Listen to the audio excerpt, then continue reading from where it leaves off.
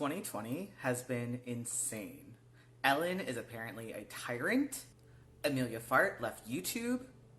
Police officers that murdered Breonna Taylor still haven't been arrested.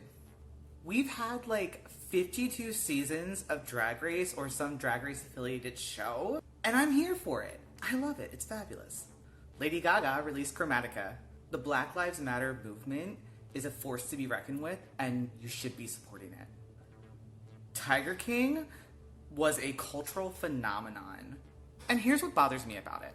People were so hyper-focused on whether or not Carol Baskin murdered her husband that they completely neglected the fact that there was a group of animals suffering and being abused. Welcome to America. Also, we're in the middle of a global pandemic. Hello, and welcome to another episode of Princess Confessions. Originally, I was going to discuss my mental health and anxiety during quarantine, and I actually filmed back on Tuesday.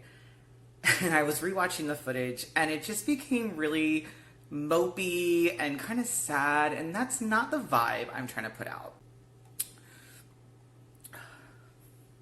So this is delicious. So this is the pumpkin spice. Well, this is a Pinkie Pie mug, but in it I have the pumpkin spice latte mix from Starbucks, and it is giving me so much life. I'm all about fall. Spooky, everything. Like, I don't care about being a basic bitch. I love what I love, and I'm so excited for Halloween season. We don't get fall down here in Miami, but whatever. Like, Halloween is universal. Fall is a season. Yeah, even though we don't get, like, technically we don't have a fall. It's still a season. And I love it. And if I see pumpkin spice on the shelf, it's mine. Just saying. So rather than focusing on things that made me sad during this pandemic and during quarantine, I'm going to focus on the things that have helped me get through it, or things that have made me smile while in it. I would be remiss not to give a shout out to my amazing husband, who has just been incredible during all this. He's a nurse practitioner, so his hours have been insane, and he's tired, but he is out there every day helping people get better, and I'm so proud of him. And when he's not helping people get better, he's taking care of me, which is a lifetime job all on its own. Also, a huge shout out to all of our healthcare professionals and people working in medical facilities. Thank you for everything that you're doing. First up is something that I was really excited about before we went into lockdown, and that's the final season of Schitt's Creek. It came out in May, and I cannot say enough about this show. I'm obsessed with it. Obsessed with it. I watch it before I go to bed at night on reruns with Netflix. It's amazing.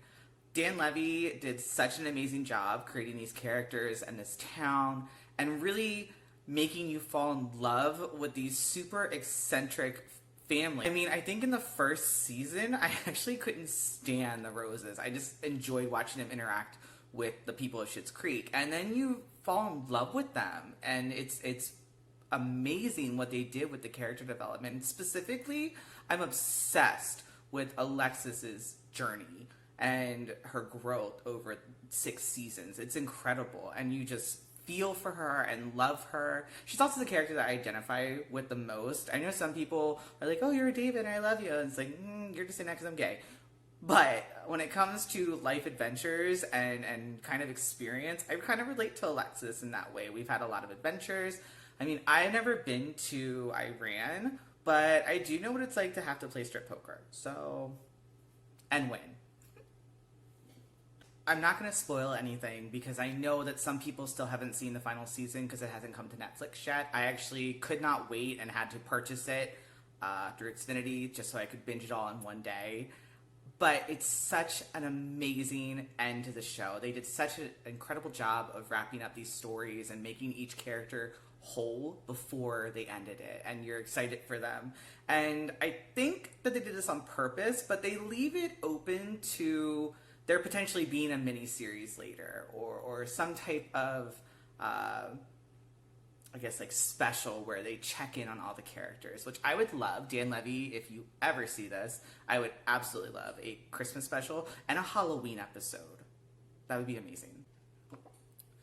Next, we're going to talk about Animal Crossing. I just got into Animal Crossing with this new installment, New Horizons. I'd never played it before. I just was super bored. I believe it came out in March, and I didn't purchase it until April, like the end of April, and it was just one of those things where I'd already played through all the games that I already had, and I didn't want to replay Breath of the Wild again, even though I'm replaying it now, and I still haven't beaten it again. But anyway, I was super bored and was like, let's check this out. It was super popular when it first came out, and I'd heard about Animal Crossing before. I knew the concept, but I wasn't familiar with how much depth there was and kind of background to it. So when I first started playing, I thought it was super cute and fun, and it was, you know, kind of just something to pass the time. And now I find myself playing it for at least an hour or so every single day. Like, I feel like if I don't show up for my villagers, it's like I'm gonna break their hearts. And it breaks my heart. Like, I'm one of those people that when a villager says to me that they want to move away because they want to explore something new, I'm like, who am I to stop you? Go enjoy your life. But then I like ended up getting rid of one of my favorite villagers, Eric, by accident because of that, and I'm like still upset about it. Something that I love about it too is that all the patches and kind of DLC for it are free, and so it's like every couple of months you get something new happening in the game or something new added to it, and it's just exciting to see what's gonna come. And I've been watching videos and reading articles about things that are coming up. I'm super excited about Christmas time and decorating my island. I've like posted this on Facebook and Instagram, I think, so many people are aware of this, but for those of you who aren't, I didn't understand what a hemisphere was when I was creating my island, and so it asked if you're in the northern or the southern hemisphere, and I, for whatever reason, wasn't thinking globally, and said that I was in the southern hemisphere because I'm like, oh, I'm in South Florida, so of course that's where I am. And so my my island's seasons are all backwards. So right now it's August in Miami, but in my game it's August and it's winter, because in the southern hemisphere it's winter right now versus summer. So my island is covered in snow and it's really adorable, and I'm kind of upset that when it's actually Christmas time here, like, I won't have snow on my island, but I'll figure it out. I'll like do something. Okay, so I have to admit that I've also watched a ton of YouTube while in lockdown, and I don't think I'm alone in that, so I don't feel guilty saying it out loud, but I've gotten into mukbang videos. It's the videos of people eating like a ton of food. It's supposed to be a like social thing where it's like a casual, you're eating dinner and you're talking to your audience. You're eating dinner and you're sharing a story with your audience. And somehow it's transformed with some of these YouTubers where they are just eating mass amounts of fast food or fried chicken or like cosmic brownies, like, and they're just eating these large quantities of it, and I'm obsessed with it. Like, I would love to just sit around and eat McDonald's chicken nuggets and dip it in cheese sauce and get paid for it. Like, best job ever. There's videos of people eating like king crab and giant prawns and platters of sushi, and it just all looks so good. It looks so good. It's so good.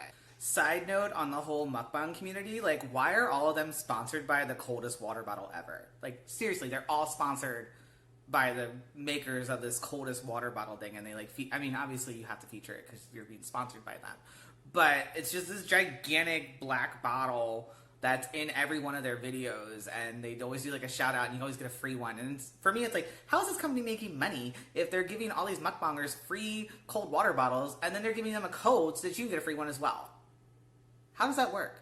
Finally, I have to say that music is something that I've always used to express myself and used in times when I need to be calm and just kind of relax. And I've been rediscovering a lot of music from my childhood and things from different musicals that I haven't watched in a long time. And it's just been really nice to kind of reconnect with old songs or songs I used to dance to and kind of rediscover them as I'm now older and get a little more of the mature messages that some of them hold. You know what? I'm just going to link a bunch of the music I've been listening to at the bottom in the description. So check it out when you get a chance. The one song that I do want to touch on is I'll Be Seeing You, specifically the cover by Tank and the Bangas. It's amazing. Let's just listen to a little bit of it. Just a little piece. It's just, it's so good. I'll be seeing you. Oh, I love her voice. In all the old familiar places. Please give the full song a listen. It's absolutely amazing. That's the end of this video. I want to thank you guys so much for tuning in. I hope that you enjoyed it. I also hope that you're well and know that I miss you. Goodbye, my darlings.